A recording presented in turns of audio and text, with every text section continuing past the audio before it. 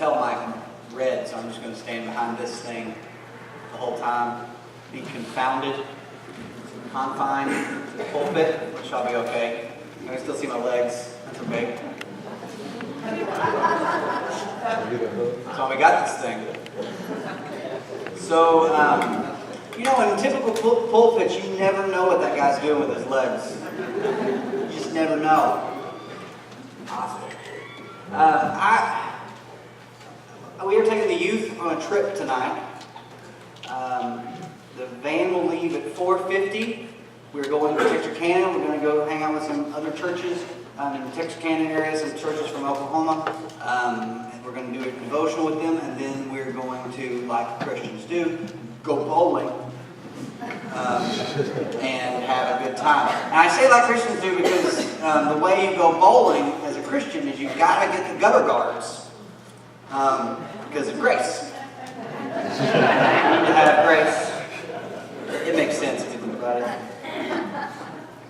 Does everybody know what a straw man is? Maybe there's some teenagers in here that doesn't know the term a straw man argument, so we're going to explain that real quick just for the teenagers.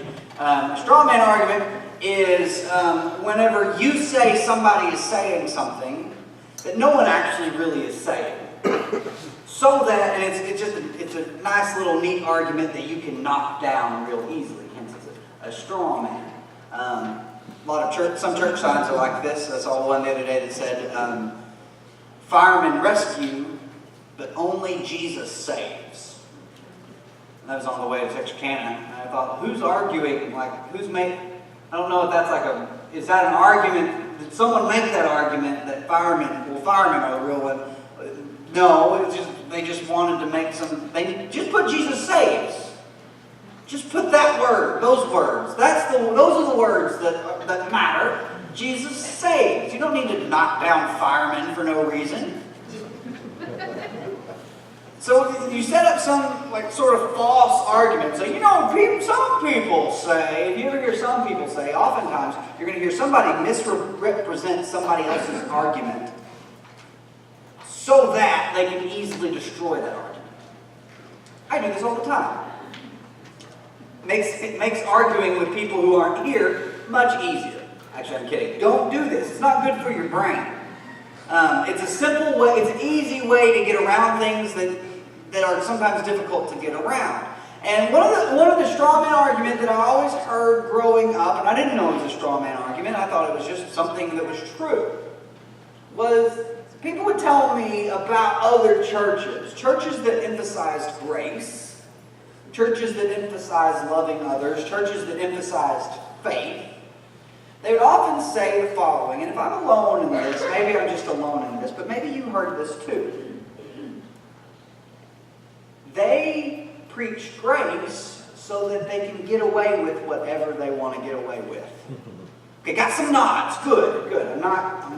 I didn't just have crazy Bible class teachers. That was the line. You said that, they teach grace so that they like to do whatever they please. Now, there are some people who like to do whatever they please. I think most of us are those people. But I don't think a whole lot of people preach grace so that they can get away with things. But the way I always heard it, I always thought Baptists were just in the pulpit saying, you were saved by grace. Wink. To let everybody know, after this, we're going to listen to rock and roll. So I don't think that's actually happening. I don't think that's an actually decent argument. But what it does is it actually paints us a picture of the problem that we've had wrestling with and justifying work and faith. Faith and works.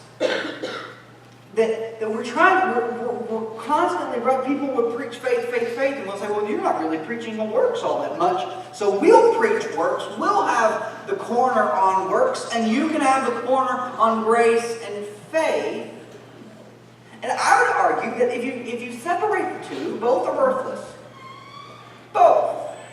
Faith and works, when separated from one another, are worthless. about how to be remembered for all the right reasons. And to be an unforgettable Christian, to be remembered always by people.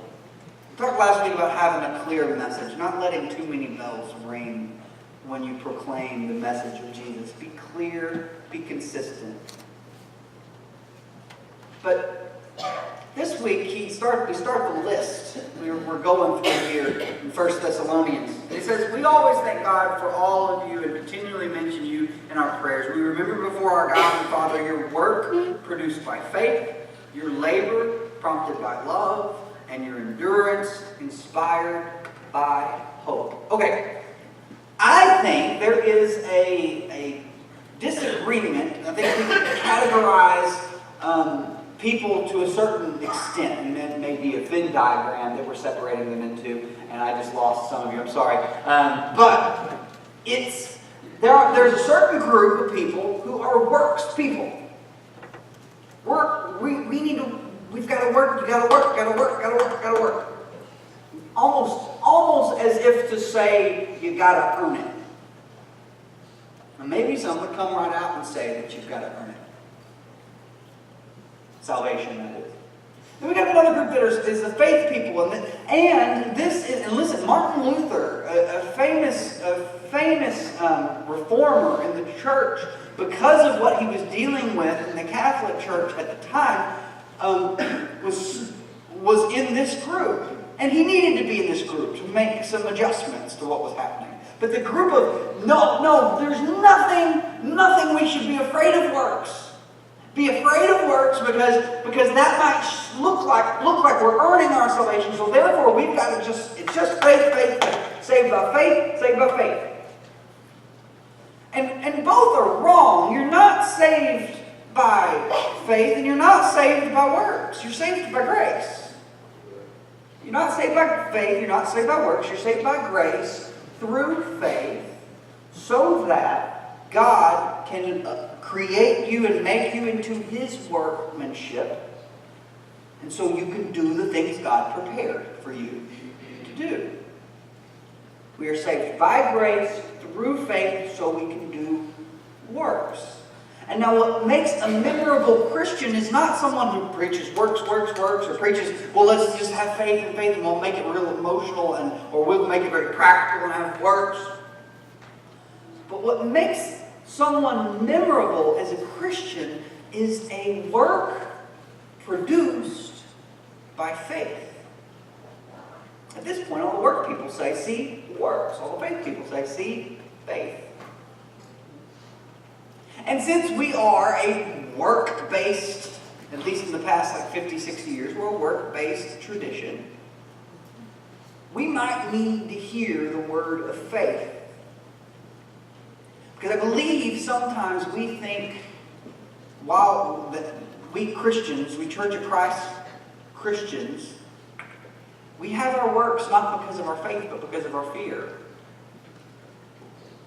That we work, but we work for the Lord because we're scared God might send us to the place we don't want to go. And so our works are out of this deep-seated fear. And I don't think that makes a very memorable Christian. I don't think you impact a lot of lives with your works produced by fear. I think you are memorable, you are unforgettable when you have works produced by faith. That I know for a fact God has given me the gift of salvation. And I have faith in His gift, in His grace. In God's gift, in God's grace, we have this big faith that we believe it to be true. And it takes faith. It really does take faith. What's crazy? Sometimes if you just listen to people who grew up in the church their whole lives, you would believe that they think some of the things that happen in the Bible are just normal. Well, say it, and then the dry bones came to life, and they'll tell that story, and all the kids will nod, like, oh yeah, that's fine. That's probably the scariest thing anyone's ever seen in the history of the world. I mess with teenagers because they're so ingrained, and we are too as adults, we're so ingrained in our biblical understanding of the story that we think everyone else should be. And so you'll hear a teenager sometimes say, you know, there's a kid at our school who believes we came from monkeys. And I'll say, well, hold up. Our story says you came from dust. Like, I want you to understand, I believe that story. But I also recognize that story sounds crazy too. Like, our whole story is based on the fact that a man walked out of a grave. It does take faith. It's hard to be certain about some of the intense claims and big claims that Scripture makes. Now, I do believe it, but I also recognize that it's difficult to believe. And so we have this faith in what God has done for us. And it is supposed to produce something in us. Works are not a thing that earn us salvation. Works is a litmus test of faith. A litmus test, if I say that, a litmus test, I don't know. A litmus test. Litmus test is little strips of paper that you can stick in a liquid, and it will tell you whether that liquid is an acid or a base. It'll tell you whether, so if you stick it in orange juice, it's going to turn red or pink, because orange juice is very acidic. If you stick it in milk, it'll come back blue, because milk is a base. Sorry for those of you who didn't like that. I saw some of you having like biology PTSD.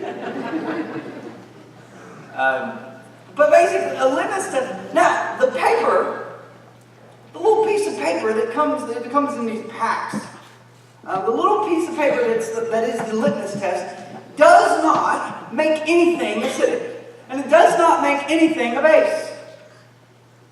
It doesn't change what it was. It just tells you whether that thing is one thing or another.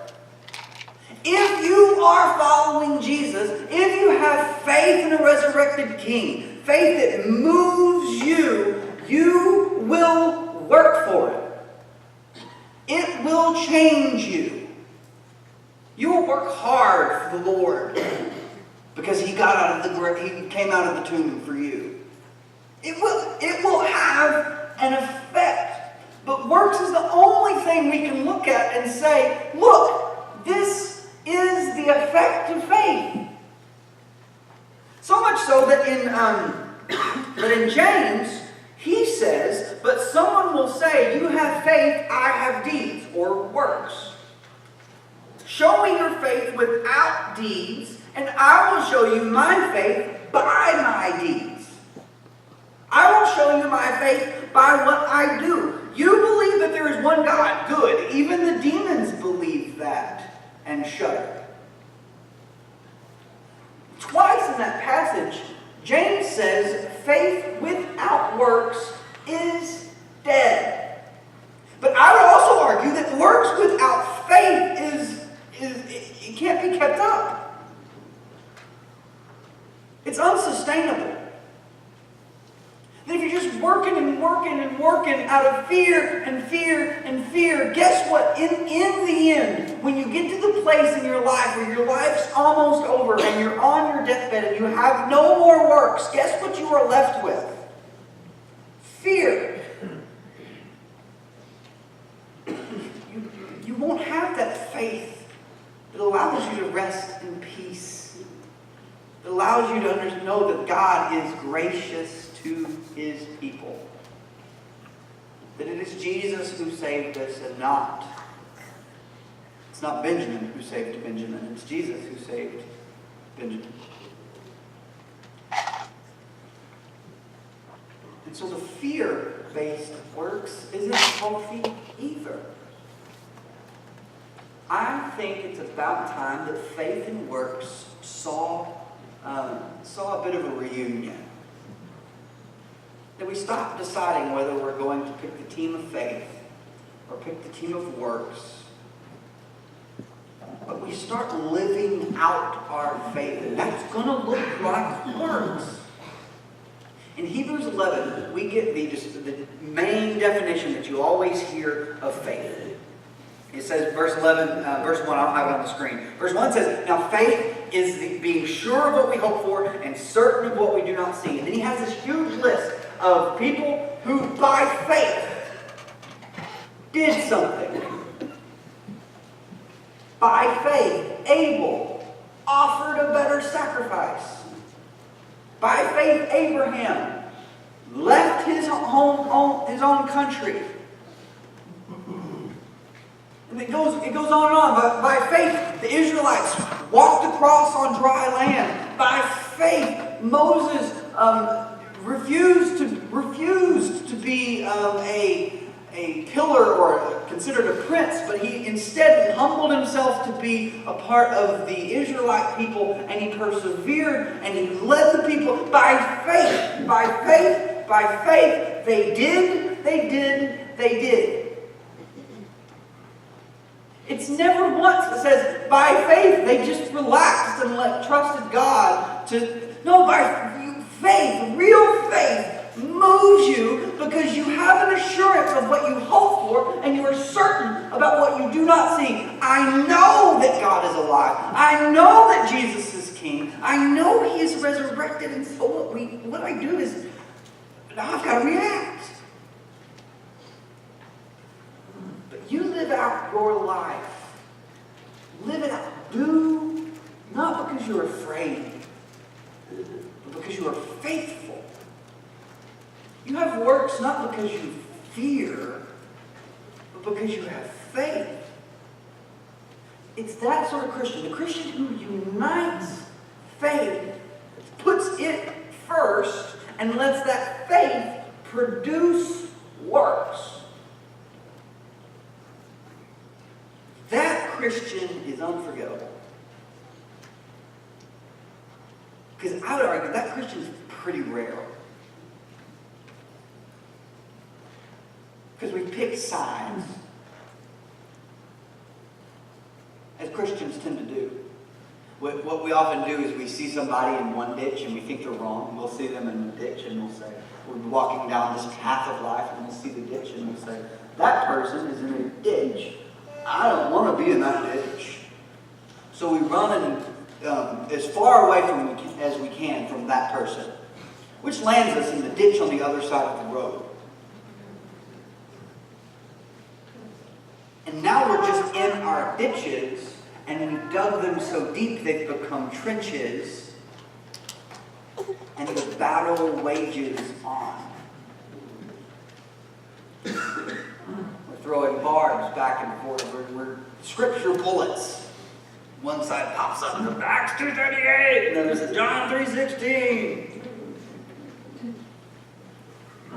We say Romans 6, and they say later in Romans. We have this argument going on when Paul says, wait. What makes you memorable? The reason I remember you all the time is because you had work that was produced by faith. We've got those people from the Old Testament on that list of great faith warriors is because by faith they moved. It is our work that is produced by faith that will change the world. There's a big difference between you've got to come to church because, well, why do I need to come to church? Why do I need to live a Christian life? Why do I need to be a part of a Christian community? Because no telling what God will do if you don't. Works that are by fear based on an unsubstantiated understanding of what is coming. Works that are by faith are based on a strong belief in what has already happened. I believe Jesus walked out of the grave. So I'm going to move. I'm going to work. I'm going to live that sort of life that God calls me to. Not because I'm afraid of God, but because I stand victorious with God. Not because I'm worried what God might do, but because I'm confident in what God has done. We are moved to work by faith. And that's the only good kind of work that I know. Fear works for a little bit. Fear motivates for a little bit. You've seen these people who scare children on Halloween. I say Halloween the wrong way. I know it. I can't quit. Halloween. I have to try real hard. Halloween. But I'm just going to say it the wrong way and you're going to get over it. You see these people who scare children on that holiday, and you see them, they'll sit like they're a stuffed decoration with a candy bowl, and then these kids walk up and they grab them. Well, those people are probably not going to make it to heaven.